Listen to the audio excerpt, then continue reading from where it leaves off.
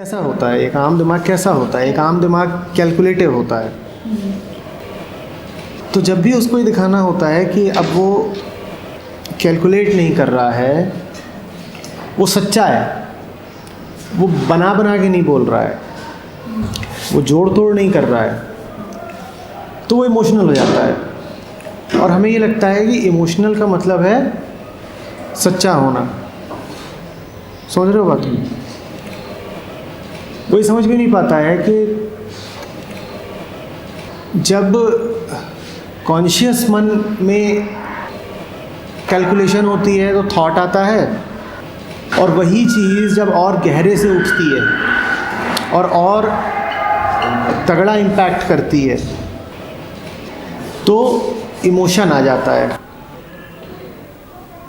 तो यहाँ तक तो हमने ठीक समझा कि थॉट कैलकुलेटिव है, थॉट में बनावट रहती है, थॉट कुछ ना कुछ पाना चाहता है, हासिल करना चाहता है, कोई प्रॉफिट देखता है, तभी थॉट आता है।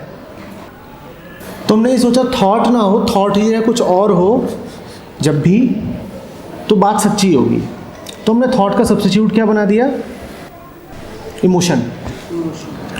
तो इसीलिए तुम देखोगे कि हमारी आदत पड़ गई है कि जैसे ही कोई रोने लग जाता है हमारे सामने तो हमें क्या लगता है कि सच ही कर रहा हो, सच्चा आदमी है भाई, इमोशनल है तो सच्चा है। और ये बात हमें बहुत गहरे जा चुकी है ना। तुम दिन रात टीवी में, फिल्मों में, घरों में यही तो होता देखते हो, और कभी कभी तुम भी ऐसे ही फील करते हो। अगर तुम रो पड़े तो तुम्हें लगता है ये तो कोई बहुत सीरियस बात हो गई और मैं सच्चा ही होऊंगा। कि मजाक कर रहे हो, अगर बंदा रो पड़े तो आपको ऐसा लगता है कि अब तो ये सच में, अब तो सच में हो गया। हाँ। सच में हो गया। इसी तरीके से अगर कोई बात कोई सीधे साधे तौर पे बोले, ऐसे ही जैसे सामान्य अभी मैं बोल रहा हूँ, तो तुम्हें उसमें कुछ खास नहीं लगेगा। लेकिन उसी बात को अगर कोई चीख के, चिल्ला के, आंखें लाल करके, मुंह लाल करके बोल रहा है तो तुम्हें लगता है भाई आदमी ईमानदार है, नहीं तो इसे इतना गुस्सा नहीं आ सकता था। ऐसा होता है कि नहीं होता है? फिल्मों में भी देखो ना, अब सनी देओल को जज पे गुस्सा आ रहा है तो चिल्ला के बोलेगा, नाना पाटेकर जल्दी जल्दी एजिटेट होकर के बोल रहा है, तो तुमको क्या लगता है कि ये सच्चा आदमी है? यही बात अगर वो थम के धीरे धीरे शांति से बोले तो हमको लगेगा नहीं नहीं, इसमें तो ज़्यादा सच्चाई नहीं होगी शायद। ऐसा ही होता है कि नहीं होता है? तो हमने थॉट को तो माना कि उल्टा पुल्टा है, पर हमने सच्चा किसको मान लिया? इमोशन को मान लिया। तो हम करते क्या हैं? हम ये करते हैं कि जितनी भी सच्ची चीज़ें हैं, जो भी ट्रुथ की बातें हैं, हम उनको इमोशनल होकर के कहना शुरू कर देते हैं, क्योंकि हमने सच्चे का संबंधी किससे जोड़ लिया है? हमने सच्चे का संबंधी किससे जोड़ लिया है? इमोशन से। पहली बात तो ये समझो कि ये बड़ा नकली संबंध है। ये जो संबंधी है ये बड़ा झूठा है। ये तुम्हारे सामने जो चीज़ रखी हुई है ना, ये दो तीन तुमने लाइनें लिखी हैं, ये इमोशनल लाइनें नहीं हैं, ये बहुत इंटेलिजेंट लाइनें हैं। ये सेंटिमेंट नहीं है। तेरी ये ज़मीं तेरा आसमां, हालांकि गाया इसको ऐसे ही गया है। जिन्होंने इनको गाया है उनके गाने में तुम्हें कोई इंटेलिजेंस नहीं सुनाई देगी। वो इसको गाते यूं ही हैं जैसे ये बड़ी सेंटिमेंटल बात है। मूवी में है, और इस तरह के बहुत हैं जहाँ पे लिरिक्स प्रोफाउंड हैं, पर उनको गा यूँ दिया जाता है जैसे कि वो बातें सेंटिमेंटल, इमोशनल हैं। एक बात तो हमको ही साफ साफ समझनी होगी आज जो कहना चाह रहा हूँ, इमोशन की कोई हैसियत नहीं है, सेंटिमेंट में कुछ भी खास नहीं है। बात समझ में आ रही है? सेंटिमेंट में कुछ खास नहीं है। सुपरफिशियल कंडीशनिंग थॉट बन के सामने आती है, और गहरी कंडीशनिंग इमोशन बन के सामने आती है। हल्का फुल्का डिस्टरबेंस थॉट कहलाता है। जब डिस्टरबेंस खूब भारी हो जाए, शरीर को भी गिरफ्त में ले ले, तो वो इमोशन कहलाता है। जॉय इमोशन नहीं है, बिल्कुल भी नहीं है सर। जॉय इमोशन बिल्कुल भी नहीं है सर, ये जो आप बोल रहे हो कि सेंटिमेंटल में कुछ खास नहीं है, वो कभी कभार मुझे मतलब जैसे अभी ऐसा होता है कि आप तो मैं जो कभी कभार होता है ना कि आपको तुमसे फील आती है जिसकी वजह से आपकी पूरी बॉडी हिलने लग जाती है और आपके अंदर एक वो गुस्सा आता है जो भरा होता है। सर उस टाइम जो ये वो सच्चा नहीं होता, वो सच्चा नहीं होता। देखो, जब तुम थॉट में, बात को बिल्कुल ध्यान से समझना, जब तुम विचार में कनिंग होते हो, कपट करते हो, जब तुम विचार में कपट करते हो, तब तुमको पता होता है कि तुम कपट कर रहे हो। जब तुम थॉट में ये सब करते हो तो तुमको पता होता है कि तुम ये कर रहे हो। जब तुम्हारे साथ इमोशन में ये सब हो रहा होता है तो तुमको पता भी नहीं होता है कि तुम कनिंग हो रहे हो। दो क्राउड्स हैं, दंगा चल रहा है, वो लड़ रहे हैं आपस में, दोनों पूरे इमोशनल हैं। जो दंगे के लोग होते हैं, दोनों पार्टीज़, उनको पता भी नहीं है कि वो कनिंग है। उस टाइम पे उनमें खूब गुस्सा है और वो जान दे देंगे, जय श्री राम, अल्लाह अकबर। उनको पता भी नहीं है कि वो कनिंग है। तो इमोशन थॉट से भी ज़्यादा डेंजरस है, क्योंकि थॉट में कम से कम ये गुंजाइश है कि तुम्हें पता है कि तुम कैलकुलेटिव हो और कंडीशनड हो। इमोशन में तुम्हें पता भी नहीं चलता है कि तुम कितने गहरे शिकार हो कंडीशनिंग के। इमोशनल बंदा, चूँकि उसे पता नहीं होता है कि वो कनिंग है, इसीलिए उसको ये लगता है कि मैं सही हूँ। उसको लगने दो, तुम ऐसा मत सोच लेना कि कोई तुम्हारे सामने इमोशनल हो गया तुम्हें लगेगी ये तो साफ आदमी है। उसकी कनिंगनेस बहुत गहरी है, पर उसको पता भी नहीं है। तो उसको पता नहीं वो कनिंग है। इमोशनल बंदे को ये थोड़ी पता कि वो कनिंग है। नहीं पता है, उसको नहीं पता। पता से अर्थ ये है कि वो इस बात को अभी सोच नहीं पा रहा। फ्यूज है उसका बिल्कुल माइंड। उसकी थिंकिंग फ्यूज है, उसकी टेंडेंसीज एक्टिव है, माइंड नहीं रुक गया है। इमोशन माइंड से ही निकल रहा है, but he is not aware, he is not thinking the acts that he is doing. पर हमने क्या मान लिया है कि पत्थर है, उसके अंदर इमोशंस नहीं है, पर हमने उसने नॉन लिविंग बोल दिया हमें उसे कि बस वो इमोशन कुछ शो नहीं कर पा रहा है। इसलिए इमोशन का तुम्हारी लिविंग नॉन लिविंग से कोई मतलब नहीं है। ये सब जो पट्टी पढ़ ली है ना कि भावनाओं से आदमी आदमी बनता है, बहुत बेवकूफ़ी की बात है। आदमी आदमी भावनाओं से नहीं बनता, आदमी आदमी बनता है बोध से, समझ से। ठीक है, इमोशन तो कंडीशन नहीं है ना। इमोशन पूरी तरह कंडीशनड है। इमोशन बहुत गहरी कंडीशनिंग है। Emotion is deep conditioning.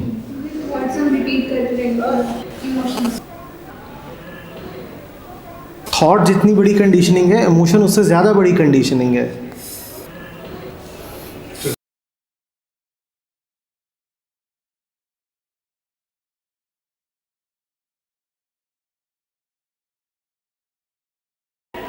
You won't be left with emotions. That does not mean you will not be left with anything. Sensitivity would be there.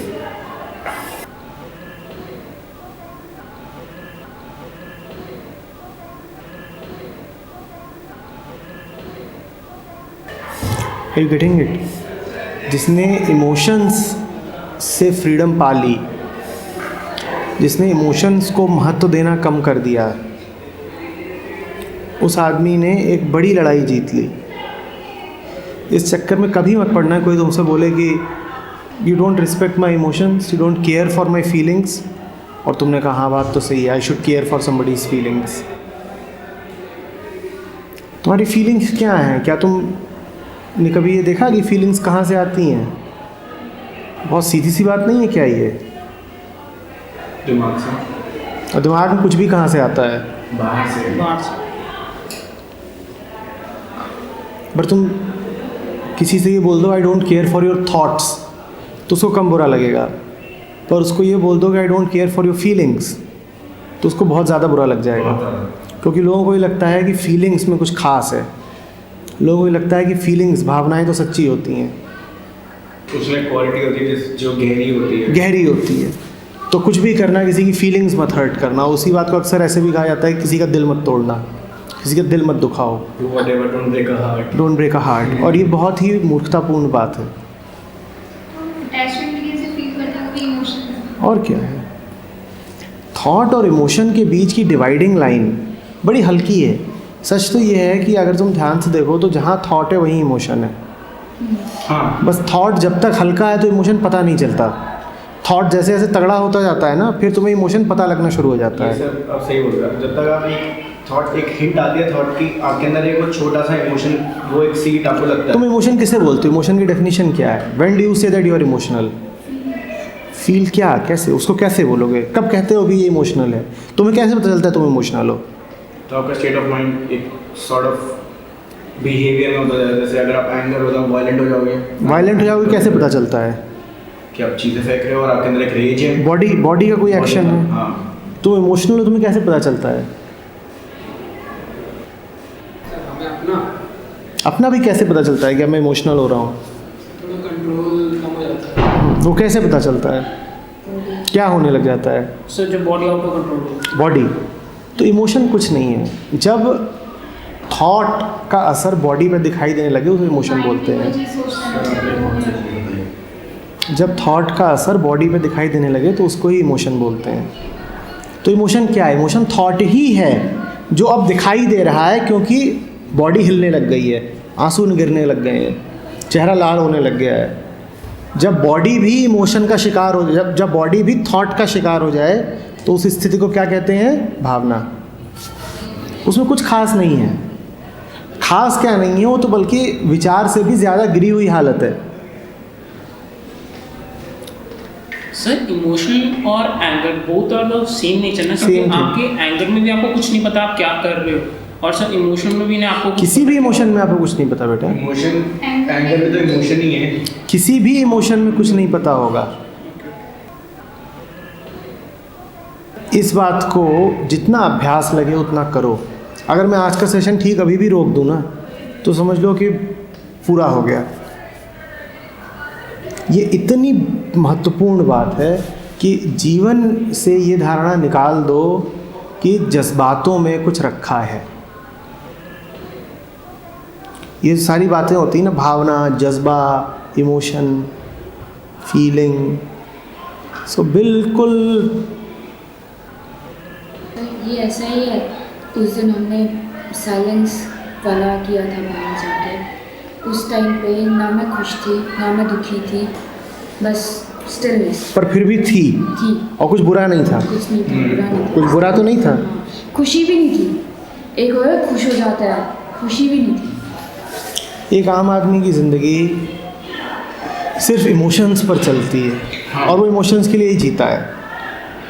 तो अपनी फिल्में देखो ना। सर प्लेजर इमोशन होगा। और क्या है, प्लेजर भी इमोशन है। इमोशन सारा गेम बेटा माइंड और बॉडी का है।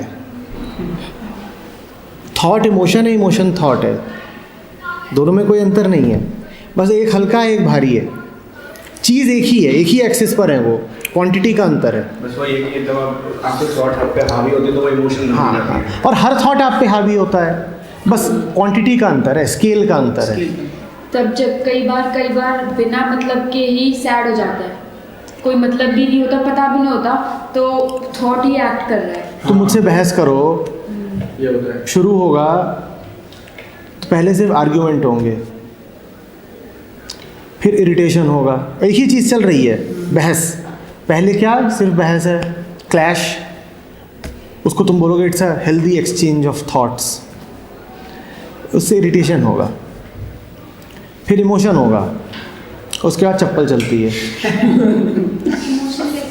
हाँ, कहीं से आया नहीं, पहले से ही था, बस जब थॉट आगे बढ़ गया तो इमोशन दिखाई देने लग गया। सर ये हेल्दी एक्सचेंज ऑफ थॉट तो वो कहते कुछ हैं, नहीं था। असल में वो अपने ईगो को हाँ, वो भी कुछ नहीं था। मतलब गुस्सा आने लगा। हाँ हाँ हाँ हाँ, क्योंकि थॉट जहाँ भी है वहाँ गुस्सा आएगा ही ना।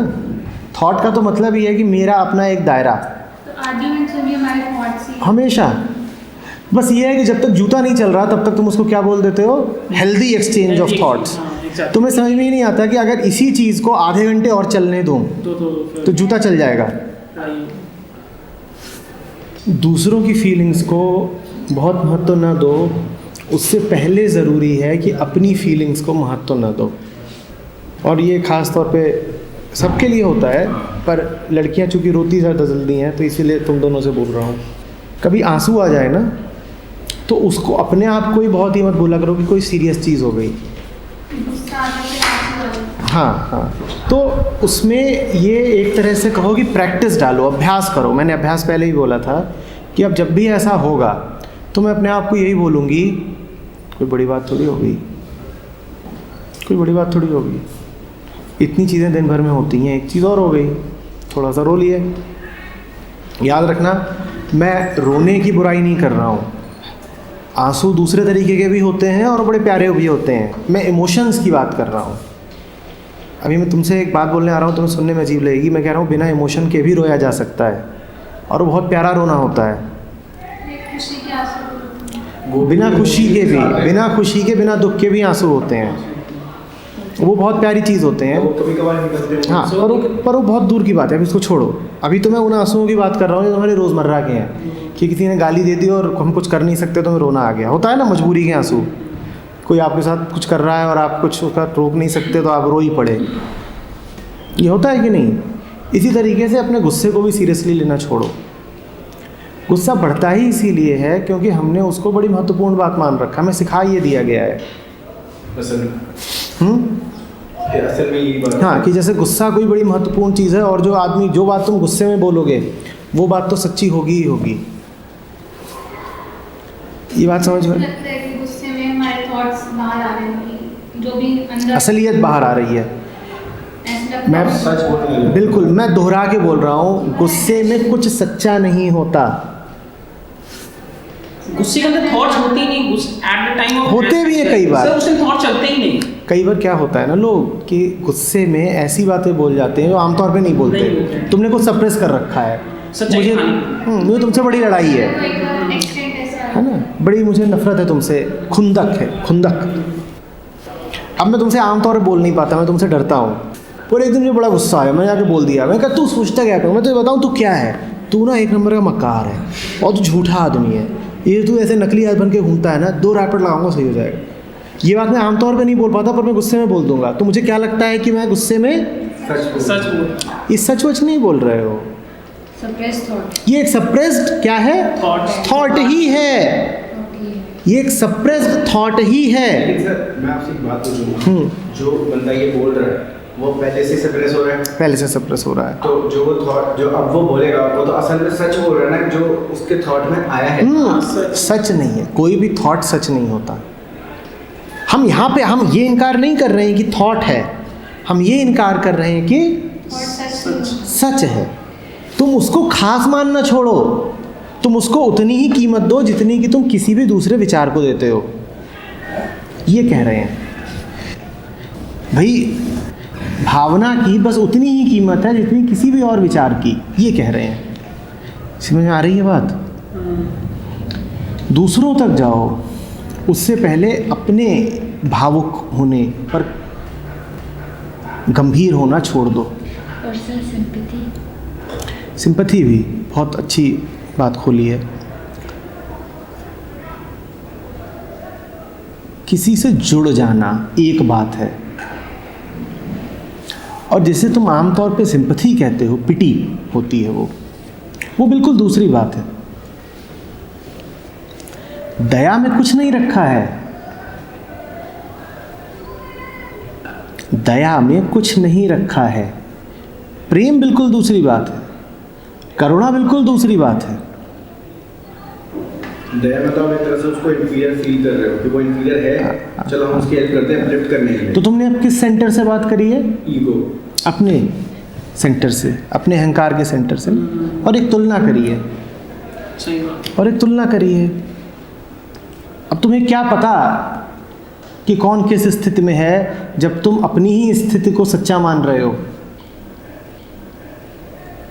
खूब ठंड है और बाहर पेड़ हैं और पौधे हैं, और तुम्हें पता होगा कि ज़्यादातर पेड़ पौधे हिंदुस्तान में जनवरी फरवरी में ही सुंदर फूल देते हैं। और जनवरी फरवरी ठीक वो महीने होते हैं जब तुम सबसे ज़्यादा कपड़े पहनते हो, हाँ। और सबसे ज़्यादा घर के अंदर रहते हो, और हवा तुम बर्दाश्त नहीं कर सकते।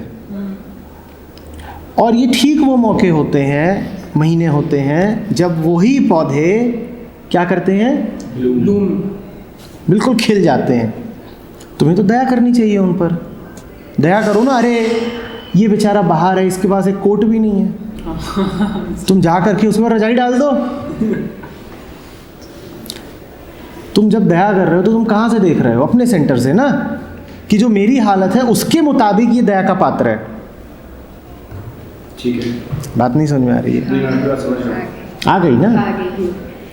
तुम्हें तो फिर दया ही करनी चाहिए ना पौधे पर। इतना ठंडा मौसम है और वो मौज बना रहा है, तुम्हें ठंड लग रही है, उसको ठंड अच्छी लग रही है। तुम्हें बात समझ में क्यों नहीं आ ठंड रही? में ही फूल खिल रहे हैं, ठंड में ही फूल खिल रहे ठंड हैं। में ही फूल खिल रहे हैं। सर मुझे एक बात पूछनी है आपसे। सर मेरे साथ अभी 3-4 दिन पहले हुआ था, 2 बच्चे ऐसे ही रेडी वेडी लेके जा रहे थे। बच्चे भी बच्चा था, बहुत छोटे छोटे, उनके पास चप्पलें वपड़े नहीं थी। तो मैंने उनको बिठाया, उनको चप्पलें वपड़े दिलाई और मैंने उनको छोड़ दिया। तो सर ये मेरी बिल्कुल सही प्रभाव कि मैंने उनको देखो बेटा, दोनों बातें हो सकती हैं यहाँ पर। इसमें तुम कुछ लेना चाह रहे थे या तुम कुछ छोड़ देना चाह रहे थे। अहंकार हमेशा क्या करना चाहता है? लेना चाहता है। अगर तुम इसमें ये भाव लेना चाह रहे थे कि मैं बड़ा आदमी हूँ, मैं अच्छा आदमी हूँ, मैंने 2 बच्चों की मदद की, तो वो तो एक बात हो गई। सर मुझे किसी को बताने का मन नहीं किया, बस ये था कि मैंने खुद को तो बताया ना, क्या? तुम्हें तो पता है ना, क्या। अपनी नज़रों में तो पता ही है ना। लेकिन सर वो बात नहीं थी कि वो जा रहे हैं, आपने उनको देखा, आपने गाड़ी रोकी, आपने बोला क्या कुछ अपने ठीक ठीक, ये तो तुम सिर्फ घटना बता पाओगे जो बाहर की है। मैं आंतरिक घटना की बात कर रहा हूँ। ठीक है। अंदर क्या घट रहा है? कुछ लेने का भाव है या हल्का हो जाने का? अगर ये भाव है कि मेरे पास है इतना, मैं इसको दे दूँ, तब तो समझ लो कि अहंकार कम हो रहा है और कोई अच्छी बात हुई है। तुम समझ रहे हो ना? Ego is accumulation. अहंकार हमेशा क्या करना चाहता है? एक्यूमुलेट। इकट्ठा करना चाहता है। वो और चीज़ें तो इकट्ठा करता ही है, एक चीज़ और भी इकट्ठा करना चाहता है, ग्रैटिट्यूड। कि मैं कौन हूँ? सब जिसको थैंक यू बोलते हैं। मैं कौन हूँ? सब जिसको, तो मेरे पास पैसा तो नहीं है पर मेरे पास लोगों की दुआएं बहुत हैं। लोगों को सुना है ऐसा बोलते हैं? हाँ सर, फिल्म हो गई ना गड़बड़। और तुम्हें लगता है ये अच्छा आदमी है, इसके पास पैसे नहीं है पर लोगों की दुआएं हैं। हमें दिखता ही नहीं है कि दोनों ही अहंकार के काम है। एक अहंकार पैसा इकट्ठा कर रहा है और दूसरा अहंकार क्या इकट्ठा कर रहा है? दुआएं इकट्ठा कर रहा है। तो किसी को देने में अगर ये हो रहा है कि कुछ इकट्ठा करना है तो गड़बड़ हो रहा है। उससे कुछ भी अगर तुम्हें चाहिए तो भिखारी वो नहीं है। भिखारी कौन है? क्योंकि चाहिए किसको है। चलो एक टेस्ट बताता हूँ, इस टेस्ट पे अपने आप को परख लो, ठीक है। पता चल जाएगा कि एग्जैक्ट घटना क्या है। आम आदमी जब भिखारी को दान देता है तो वो सोचता है कि भिखारी कहे शुक्रिया। शुक्रिया। आशीर्वाद देना। और अगर तुम वाकई खुद हल्के होने के लिए भिखारी को दे रहे हो तो तुम भिखारी को दोगे 5 रुपए और तुम कहोगे थैंक यू। शुक्रिया। क्यों शुक्रिया? 5 रुपये का ईगो का क्योंकि तेरी वजह से मैं हल्का हो गया। हल्का हो पाया। तू ना होता तो देता किसको? सर, अगर हम ऐसा सोच लेते हैं कि मदद करें तो तुम मदद उसकी नहीं कर रहे, अपनी कर रहा हूँ। अपनी कर रहे हो ना। तेरे होने से, दे दिया। हाँ, तेरे होने से मैं हल्का हो गया। मैं हल्का हो पाया। तू ना होता तो देता किसको? तो थैंक यू तुझको। तब समझना कि वास्तव में प्रेम है, दया और नहीं। ये अपने आप ही आएगा। ये अपने आप ही ऐसा आएगा। तो नहीं ना आपको फोर्स करके ही जाना है। बुद्ध से किसी ने पूछा था एक बार, ये बुद्ध घूमते थे इधर उधर भीख मांगने। अब वो राजा हैं, उनके पास तो करोड़ों की संपत्ति, पर इधर उधर घूम रहे हैं, भीख मांग रहे हैं। लोग पूछ रहे हैं कि बाकी सब ठीक है, आप ज्ञान की बातें करते हो, आपने बहुत सारी नई चीज़ें खोजी, आपने एक नया दर्शन ही दे दिया, बहुत अच्छा आपका, लेकिन ये भीख मांगने का क्या चक्कर है? आप बैठ जाओ, लोग वैसे ही आकर के दे देंगे। आपके इतने भिक्षु हैं, आप इनको बोल दो, ये खाना आपके लिए इकट्ठा कर सकते हैं कहीं से भी। ये आप करते क्या हो कि घर घर जा कर के कटोरा लेकर के आप भीख मांगते हो? इसकी ज़रूरत क्या है आपको? तो बुद्ध बोलते हैं इसलिए करता हूँ ताकि तुम दे सको। मैं भीख नहीं मांगूंगा तो तुम हल्के कैसे होगे? आ रही बात समझो? जब दे करके ये भाव आए कि तूने लिया, तेरा शुक्रिया, ये भाव ना आए कि मैंने दिया तो मुझे शुक्रिया दे, तब समझना कि अब प्रेम है, अब अहंकार का काम नहीं चल रहा है, अब कुछ और चल रहा है। दूसरों के इमोशंस को गंभीरता से न ले सको, उसके लिए अपने इमोशंस को गंभीरता से लेना बंद करो। गहरे गुस्से के बीच भी शांत रहो। मैं तुमसे कहता ही नहीं कि गुस्से कंट्रोल करो, मैं कह रहा हूँ गुस्सा चढ़ा रहे तुम तब भी शांत रहो। ऐसे जैसे, हाँ ऐसे समझ लो जैसे आग के बीच में बर्फ़ है और बर्फ़ तब भी नहीं पिघल रही, ऐसे हो जाओ। पूरा जल रहा है, पूरा खोपड़ा जल रहा है, आंखों में आग निकल रही है, गाल जल रहे हैं, कान जल रहे हैं, हालत महसूस करिए कभी? से एक मूवी देखी थी, इतने टाइम हो गया वो साइड सब कुछ जल रहा है, हाथ भी ऐसे ऐसे कांपने शुरू हो जाते हैं। करा है, अनुभव करा है? उसके बाद भी यहाँ पर कुछ है, वो बर्फ़ जैसा ठंडा है। मतलब कोई इमोशन है तो बस जान लो कि इमोशन सच नहीं है, चाहे उस इमोशन के लिए किसी को मार भी दिया तो भी कुछ नहीं। जब बेटा ये जानने लग जाओगे ना कि इसमें कोई बड़ी बात नहीं है, तो इमोशन का जो पावर है वो अपने आप कम हो जाता है। इमोशन को पावर तुम्हारी गंभीरता देती है। जितना तुम उसको सीरियसली लोगे उतना ज़्यादा वो भाग हो जाएगा आपके। तो इमोशन से लड़ने की ज़रूरत नहीं है, बस उसको भाव मत दो। इमोशन चढ़ रहा है उसे चढ़ने दो, अब उसका काम है यार, इतने दिनों की तुम्हारी प्रैक्टिस है इमोशनल होने की, तो अभी भी तुम इमोशनल तो होगे ही। पर इमोशन चढ़ता है तो चढ़ता रहे, तुम उसे भाव मत दो। आग के बीच भी बर्फ़ जैसे रहे आओ। बस रियलाइज करने की खाली इमोशन है, थॉट। सर अगर हम अपने इमोशन से हमें कुछ फ़र्क नहीं पड़ता सर, पर अगर कोई दूसरा सामने वाला इमोशन है तो हमें वो ज़्यादा फ़र्क पड़ता है। तुम्हें फ़र्क इसलिए पड़ता है क्योंकि तुमने इमोशन को, दोहरा रहा हूँ, सच्चाई समझ रखा है। जब तुम ध्यान से देखोगे और बार बार कहोगे अरे इमोशन ही तो है, सच्चा थोड़ी ही है, फिर तुम्हें उस इमोशन से फ़र्क नहीं पड़ेगा। सर गिल्ट भी एक इमोशन ही है। बिल्कुल है। आ रही बात? ये सारी बात हमने इस कॉन्टेक्स्ट में करी थी कि दुनिया में ऊंचे से ऊंचे सत्य को भी इमोशन बना दिया गया है, उसकी कोई ज़रूरत नहीं है। तुमने 3 लाइनें लिखी हैं, तेरी है ज़मीं तेरा आसमां, तू बड़ा मेहरबान तू बख्शीश कर। ये लाइनें इमोशनल होके गाने वाली नहीं हैं, इनको तो बड़े ध्यान में, बड़ा संयत होके, बड़ी स्थिरता के साथ गाना चाहिए, ठीक है?